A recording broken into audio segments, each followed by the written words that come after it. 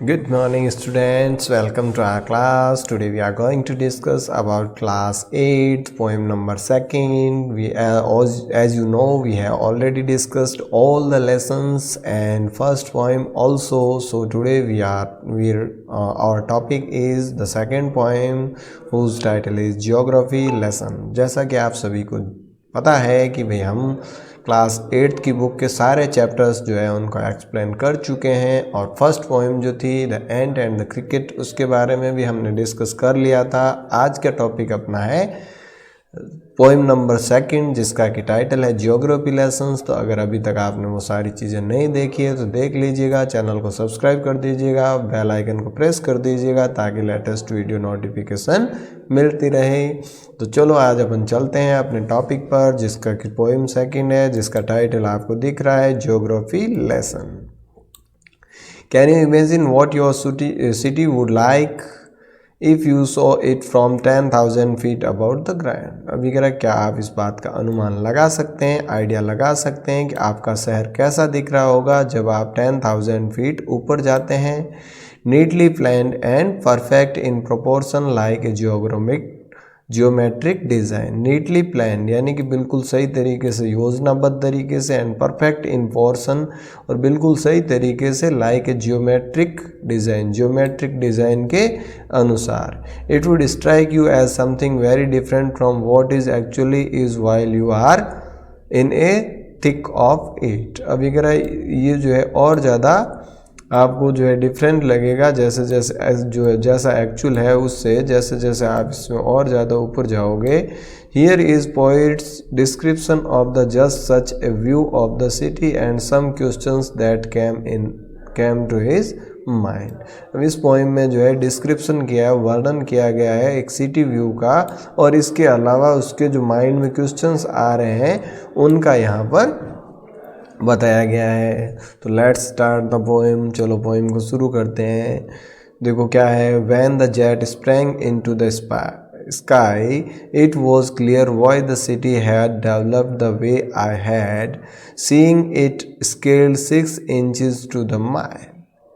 When the jet sprang into the sky। अब when the jet का मतलब plane जो है, sprang यानी उड़ता है, into the sky आसमान में। जब प्लेन अपनी उड़ान भरता है, आसमान में उड़ता है, it was clear तो ये बिल्कुल स्पष्ट था, why the city had developed the way it had कि शहर जो है क्यों ऐसा डेवलप हुआ जैसा कि वो दिख रहा है। Seeing it scaled 6 inches to the mile और इस स्केल पर 6 इंच के स्केल को एक मील की तरह, पैमाने की तरफ यूज करते हुए जब इसको देखा गया।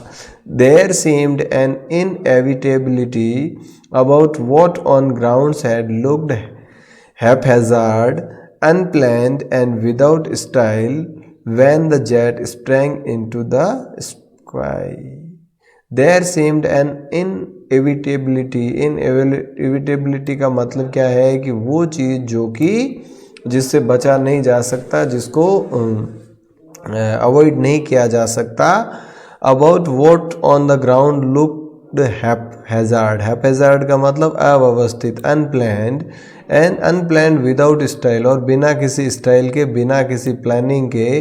When the jet sprang into the sky. अभी कह रहा जैसे जैसे जेट स्काई में जाता है तो उस समय जो है ये प्लानिंग बिल्कुल हैपहैजार्ड लगती है, अनप्लैन्ड लगती है, विदाउट स्टाइल लगती है कि बिना किसी स्टाइल के, बिना किसी प्लानिंग के, जहाँ जैसी ज़रूरत महसूस हुई उसी तरह के स्ट्रक्चर्स अपन ने बना लिए। इसके बाद देखो आगे। When the jet reached 10,000 feet it was clear why the country had cities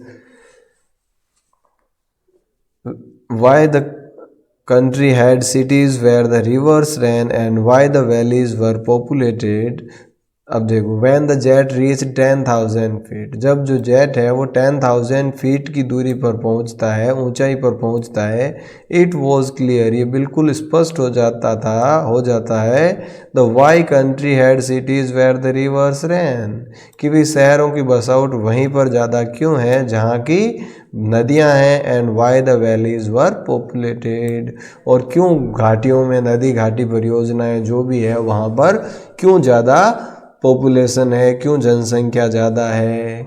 the logic of geography, जिसका कि जो लॉजिक है, जिस तर्क है वो जियोग्राफी का है, that I had that land and water attract man, और वो लॉजिक स्पष्ट हो जाता है कि जो लैंड है यानी कि जो ज़मीन है और जो वाटर है यानी पानी जो है उसने अट्रैक्ट किया है, मनुष्य को अट्रैक्ट करता है, was clearly delineated when the jet reached 10,000 feet, ये बिल्कुल स्पष्ट हो जाता है जब जेट पहुंच जाता है 10,000 की फीट की ऊंचाई पर।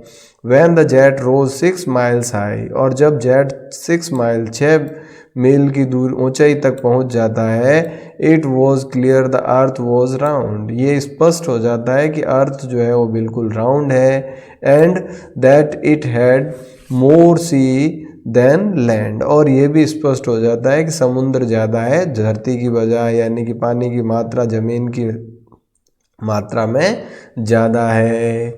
But it was difficult to understand that the man on the earth found causes to hate each other, but it was difficult to understand, लेकिन ये समझना बिल्कुल डिफ़िकल्ट है, मुश्किल है, that the man on the अर्थ, की धरती के ऊपर जो मैन है, जो इंसान है, found causes to hate each other, कि वो कारण ढूंढ लेते हैं एक दूसरे की नफरत का। तो ये समझना बिल्कुल जो मुश्किल है कि भाई वो ऐसा क्यों करते हैं, क्यों वो एक दूसरे से नफरत के कारण ढूंढ लेते हैं। To build walls across the cities and to kill, और वो शहरों के बीच में दीवारें खड़ी कर देते हैं और एक दूसरे के दुश्मन बन जाते हैं, मारने को तैयार हो जाते हैं। ऐसा क्यों होता है ये समझ में नहीं आता। From that height it was not clear why, उस ऊंचाई से भी ये बिल्कुल भी स्पष्ट नहीं होता कि ऐसा क्यों होता है। तो इस पोएम में दो तरह के मैसेज पोइट कन्वे करना चाहा है।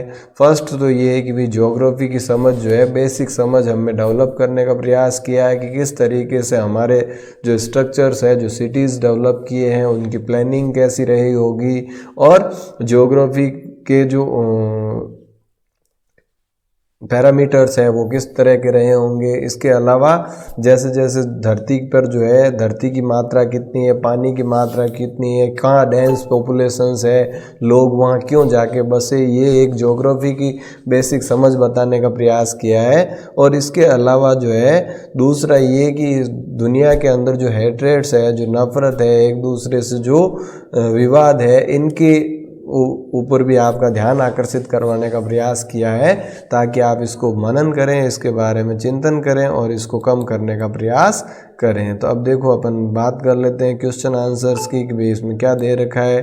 तो पहले में क्या दिया है कि फाइंड द 3 और 4 फ्रेजेज इन द स्टैंजा 1 और 2 which are likely to occur in the geography lesson. भाई यहाँ 3 से 4 फ्रेजेस वो ढूंढनी है स्टैंजा 1 और 2 से, जो कि जियोग्राफी लेसन के अकॉर्डिंग आई हो।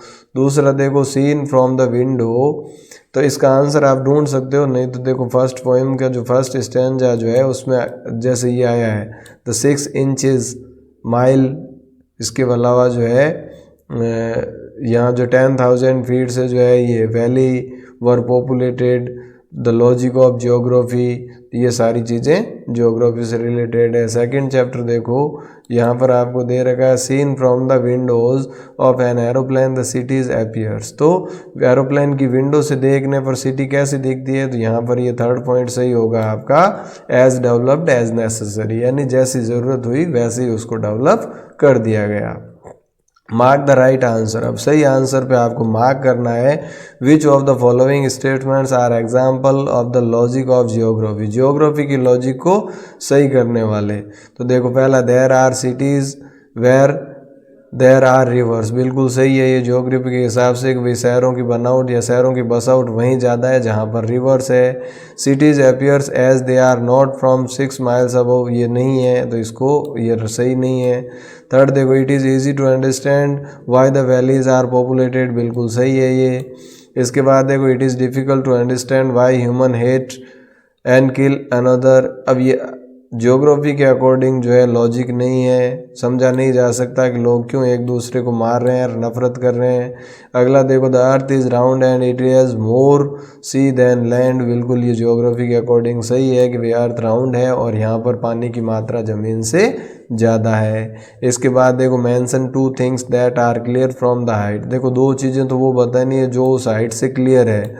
एक तो ये कि भाई इसमें जो जनसंख्या है वो डेंस पॉपुलेशन कहाँ है, जहाँ रिवर्स हैं, वैलीज़ हैं, और दूसरा क्या है कि अर्थ पर जो है वाटर ज़्यादा है और लैंड कम है। और दूसरी 2 चीज़ें वो जो क्लियर नहीं है, तो इसमें आप क्या बता सकते हो कि भी लोगों की एक दूसरे के प्रति हेट्रेट्स है और जो एक दूसरे को लोग मार रहे हैं, ये चीज़ें स्पष्ट नहीं है। तो इस प्रकार से इस पोइम में 2 तरह के मैसेज देने का प्रयास किया है। आई होप आपको ये सारी पोइम जो है अच्छे से समझ में आ गई होगी। इसका जो सिग्निफिकेंट मैसेज था, डीप मैसेज जो था, वो भी समझ में आ गया होगा।